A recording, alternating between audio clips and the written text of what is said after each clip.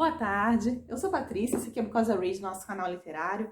A gente hoje veio conversar sobre um livro bem diferente, pelo menos na minha opinião, que é o Trilogia de Nova York, de Paul Auster.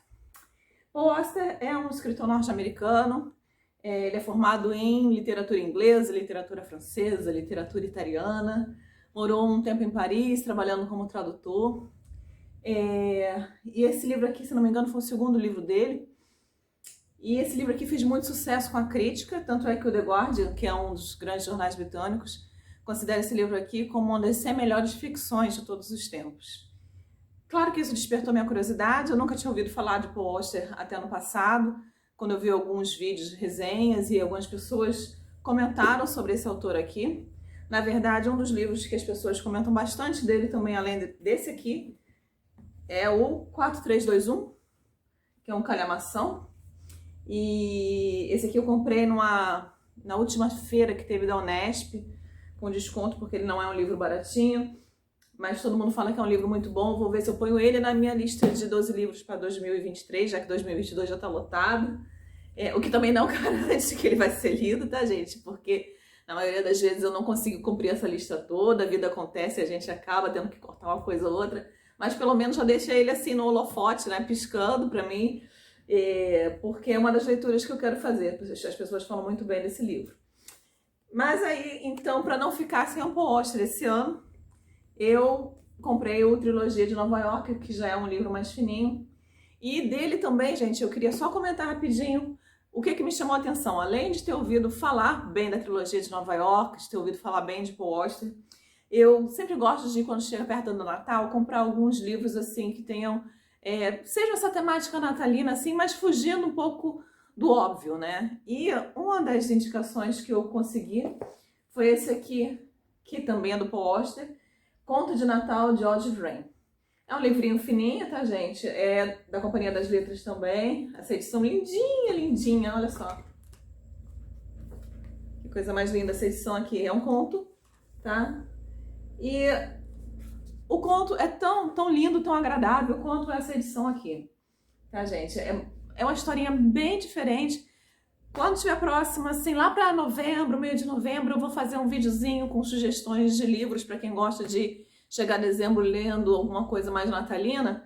Eu vou incluir ele e eu vou falar um pouquinho mais sobre ele, mas só para vocês saberem que foi também esse conto aqui que me chamou a atenção para a escrita do Paul Auster.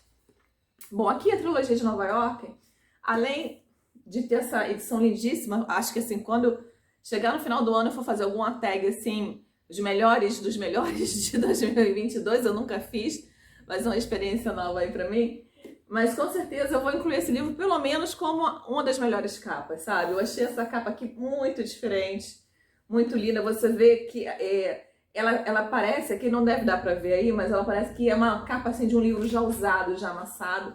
Aqui, olha a orelha, gente, que linda desse livro. Aqui, ó. É da Companhia das Letras também, a diagramação é muito boa, as folhas são amareladas. Eu adorei essa edição, gente. Achei muito linda, fiquei apaixonada por essa edição.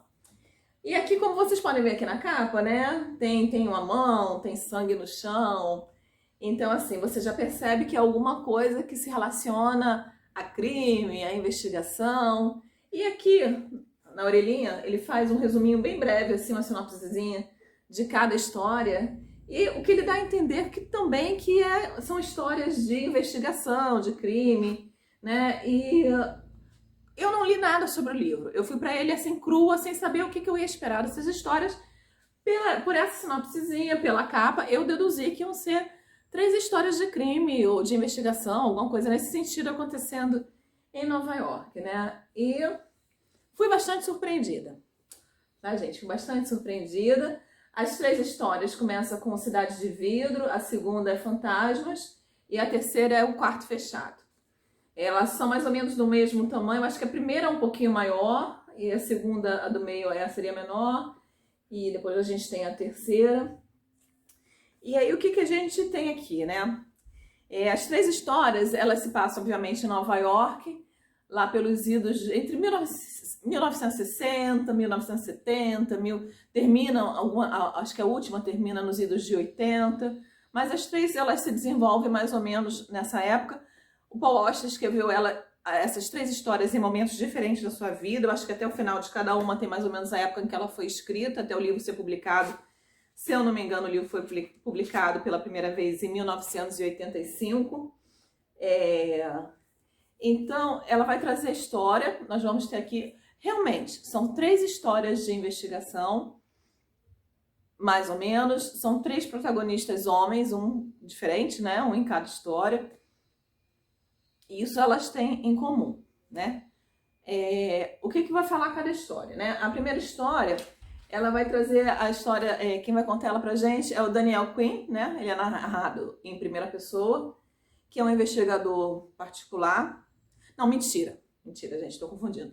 O Daniel Quinn, na verdade, é um escritor. Um escritor na faixa dos seus, sei lá, quase chegando aos 40 anos. Ele é uma pessoa aconteceu algo muito importante, algo muito traumático na vida pessoal dele. E ele, nesses últimos anos da vida dele, ele vive assim meio que refugiado, meio que solitário, meio que um ermitão dentro da casa dele. Ele não procura convívio social, ele fica muito quietinho. Ele escreve sob um pseudônimo, tá? Ele escreve histórias de crime e ele é razoavelmente bem sucedido, ele consegue viver esse trabalho dele. Então ele escreve a história, publica, aí vive o que dá para viver dessa história e publica outra, e assim ele vai levando a vida, porque ele meio que desistiu da vida, sabe? Só que acontece o seguinte, ele começa a receber, naquela época não tinha celular, né? Ele começa a receber na casa dele uns telefonemas. Todo dia de noite liga um homem, assim meio agoniado, procurando o Paul Auster, detetive. E aí ele fala, não, aqui não tem nenhum Paul Auster, não é um detetive, ninguém com esse nome, não é um detetive. Aí o cara desliga, aí na noite seguinte liga de novo, até que ele enche a paciência e fala, tá, eu sou Paul Auster, qual é o problema? O que você quer?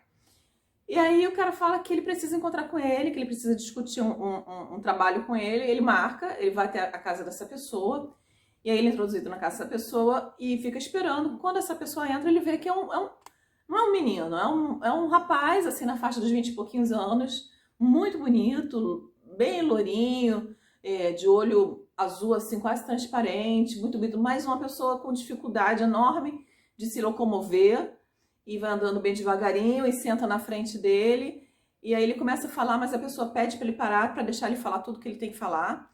O nome desse cara é Peter Stillman, e o Peter vai fazer um longo monólogo, vai contar para ele mais ou menos a história da vida dele. E aí ele descobre que o Peter foi torturado praticamente sua infância inteira e uma parte da adolescência pelo seu pai. Por isso ele tem essa situação, tanto de locomoção, mas como de dicção, também ele tem problema para falar. E durante o monólogo do Peter, o Daniel vai descobrir que ele também tem problemas, não é problemas, né? Que ele tem uma situação psicológica para trabalhar, né? Pelas coisas que ele fala para ele, pela forma como ele fala as coisas para ele, né? O Peter tem, na verdade, uma fala... tem uma forma de se expressar os pensamentos dele, uma forma meio infantil, ele fala meio como adulto, meio como uma criança, ele é muito direto, ele não tem filtro para falar as coisas. E ele percebe que o Peter, falta um amadurecimento aí no Peter, mas ele ouve a história toda e ele descobre que esse pai, que um dia, finalmente, o que o pai fazia com ele foi descoberto, o pai foi preso, foi condenado, só que nos últimos tempos o pai dele está ameaçando ele, de matar ele, e o pai dele tá para sair para prisão, tá para ser liberado da pena dele. E aí ele quer que o Daniel vigie o pai dele a partir do momento que ele saia da prisão. E para não chegar perto dele, que ele tá com medo do pai. Então a primeira história vai por esse ângulo. A segunda história é também agora sim, é de um detetive particular, que se chama Blue, né? O Blue é o nome que tem aqui na história. O Blue é contratado pelo White para vigiar o Black. É isso mesmo, pessoal. O Blue é contratado pelo White para vigiar o Black. E o Blue nunca se encontra com o White, isso é feito via telefone, aí o White manda os dados do Black para ele, aluga um apartamento pro Blue na frente do apartamento do Black, e aí o Blue se muda para esse apartamento para poder vigiar o Black. E aí ele manda relatórios semanais pro White, e o White manda o pagamento dele, E só que o Blue assim, não sabe por que ele tá vigiando o Black, não sabe pra quê, ele não tem noção do que ele tá fazendo ali. Ele só sabe que ele tem que vigiar.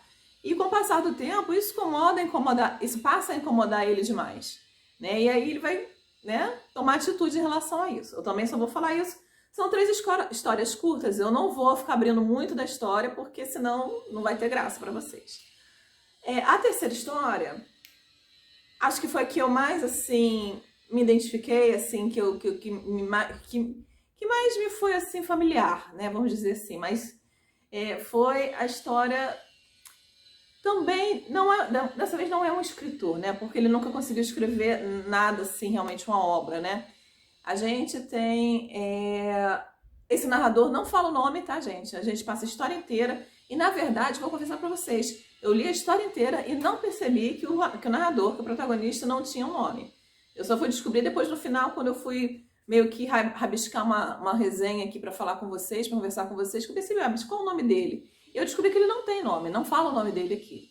Mas aí ele narra, em primeira pessoa, ele é um cara também, assim como o autor aqui. Ele é de Nova Jersey, ele cresceu em Nova Jersey, ele mora hoje em Nova York, ele é sozinho também, acredito que na faixa dos 30 e pouquinhos anos.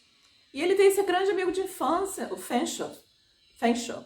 E o Fanshawe foi um menino que cresceu com ele, nasceu, era vizinho assim de porta, vizinho de quintal, nasceu uma semana de diferença para ele, então eles praticamente foram criados juntos. E assim, eram como se fossem almas gêmeas. Apesar de personalidade eles serem assim, meio que opostos, eles faziam tudo juntos, o tempo inteiro, até praticamente o início da vida adulta, até os 17, 18 anos, quando terminaram aquele high school lá deles. E o Fanshawe é aquele cara assim, que tudo dá certo, que tudo ele faz certo sem esforço. Tudo que ele faz é bom, se dá bem, ele é lindo, ele sabe tocar, ele sabe escrever, ele sociabiliza bem com todo mundo. E o nosso protagonista aqui já é o cara mais retraído, mas na dele é um cara também inteligente, também boa pinta, mas já é mais na dele. Mas ele tá sempre na aba do amigo dele, tá? Eles crescem, o Fanshawe vai pra faculdade, o nosso protagonista aqui vai pra outra, eles acabam perdendo contato. Um belo dia, o nosso protagonista recebe uma carta da mulher do Fanshawe, a Sophie, e a Sophie fala que o Fanshawe desapareceu. Tem uns 7, 8 meses que o Fanshawe desapareceu, e pede para encontrar com esse nosso protagonista, né? Ter um encontro com ele porque ela sabe que eles eram muito amigos, que o marido falava muito dele, pede para então um encontro com ele. Então o nosso amigo resolve aceitar, vai nesse encontro, vai na casa deles, né, no Chelsea, e encontra a esposa dele, do amigo, e ela conta que ele desapareceu e tudo, que eles se amavam muito, papapá. Mas que o marido tinha falado para ela, um tempo antes de desaparecer, o marido tinha vários escritos guardados, poemas, contos, romances guardados que ele nunca quis publicar. Mas ele tinha dito para ela que se acontecesse alguma coisa com ele, para ela entregar todo esse material para esse amigo dele, que ele saberia o que fazer com isso. E aqui eu vou terminar também de falar sobre essa história, né? Vocês vão ter que ler, para você entender. A narrativa do livro é muito agradável, o livro é muito fluido, gente. Eu li rapidinho isso aqui. Mas eu vou ter que entregar uma coisa para vocês aqui. Ele, de investigação, ele para aí onde eu falei para vocês, entendeu? Assim, o que vai desenvolver aqui essas 3 pessoas vão fazer o que elas foram contratadas para fazer, porque nesse terceiro caso aqui, a esposa pede pro amigo pegar e dar uma olhada no material. Ah, esqueci de falar. Esse nosso último narrador aqui, que não tem nome, ele é um crítico literário. Ele quis escrever, não conseguiu, e aí ele virou um crítico literário, um crítico de artes. Ele escreve matérias para jornais, revistas, né, fazendo críticas. Por isso também que o amigo pediu, o amigo sabia que ele fazia isso, pediu para o material ser entregue para ele, né? Mas além de pegar esse material do amigo e ler, ele também resolveu investigar para saber por que o amigo, né, tinha desaparecido. Se realmente estava morto, se não estava. Então também é uma investigação, né? Essa terceira história também se torna uma investigação. Então, como eu já falei, é uma escrita muito boa, muito agradável, você lê fácil isso aqui. Você vê bem que é escrito por um homem, né? Tem aquele estilo mais seco, né, da escrita. a forma de pensar dos três protagonistas daquela forma assim bem masculina, né? Agora, eu vou dizer assim para vocês, assim, que eu achei que tem uma pegada assim meio dostoiévskiana, assim, sabe? Do Dostoiévski aqui, porque o que o autor, o que o escritor aqui vai se prender não é as investigações, não é, ao que está acontecendo do lado de fora no mundo exterior. Ele vai se prender aqui com os três protagonistas ao que está acontecendo interiormente em cada um deles, né? Porque de repente as três histórias têm isso em comum. Os três protagonistas se veem tirados da sua situação habitual de rotina, do seu mundo de rotina, são jogados em situações que vão mexer com o emocional deles, além de ser um trabalho, vão mexer com o emocional deles, e isso aí vai ser o gatilho para situações que já estavam meio que latentes assim dentro deles, e eles vão trazer uma opção de coisa para fora, e vai ter muita reflexão de cada protagonista aqui sobre o que está acontecendo com eles, como aquela situação que está acontecendo ali de investigação ou de acompanhamento de alguém, como aquilo ali está afetando a vida deles, e vai dar uma revirada na vida de cada um aqui, cada um de uma forma muito diferente. O que me incomodou aqui?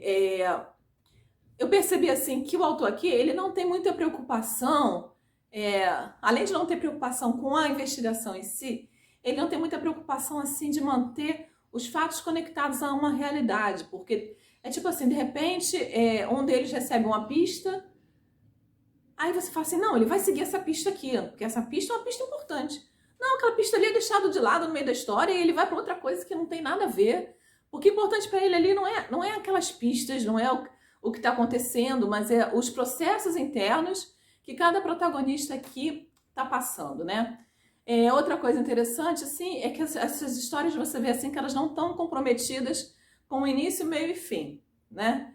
O início todas elas têm, né? Que é para você entender, mas assim, como se ele tivesse tirado um pedaço cronológico da vida de cada um deles e transplantado para o papel.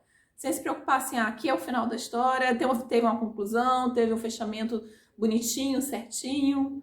A gente não vai encontrar isso aqui, né? Vai ficar muito, vamos dizer assim, o Post vai deixar muito a cargo do leitor, não só entender o desenvolvimento da história, do que está acontecendo exteriormente, como entender os processos psicológicos dos personagens, assim como entender o que foi a conclusão da história. Né? Vai ficar muito a cargo do leitor. Mas são histórias bem inteligentes, bastante inteligentes. É muito legal, Patrícia, eu gosto muito de Nova York, é uma das minhas cidades favoritas do mundo. E aqui a gente vai ouvir falar muito de Nova York, né? Então, é uma história que vale a pena. E sim, você gostou? Gostei, é diferente, é interessante. Entrou para minhas favoritas da vida? Não, mas gostei da escrita. Gostei, achei uma história bem interessante. Acho que talvez não tenha favoritado, eu não tenha favoritado, mas talvez outras pessoas favoritem essa história. Então é isso, pessoal. Eu vou deixar aqui embaixo para vocês os links desse livro. Vou deixar também, só por desencargo de consciência, aqui esse. E para quem quiser já dando uma olhadinha nesse aqui também, eu vou deixar o link para vocês. Mais uma vez, vou pedir para vocês se inscreverem no canal, para vocês deixarem o seu curtir. E a gente vai aqui outras vezes conversar sobre outros livros e outros assuntos. Tchau, tchau!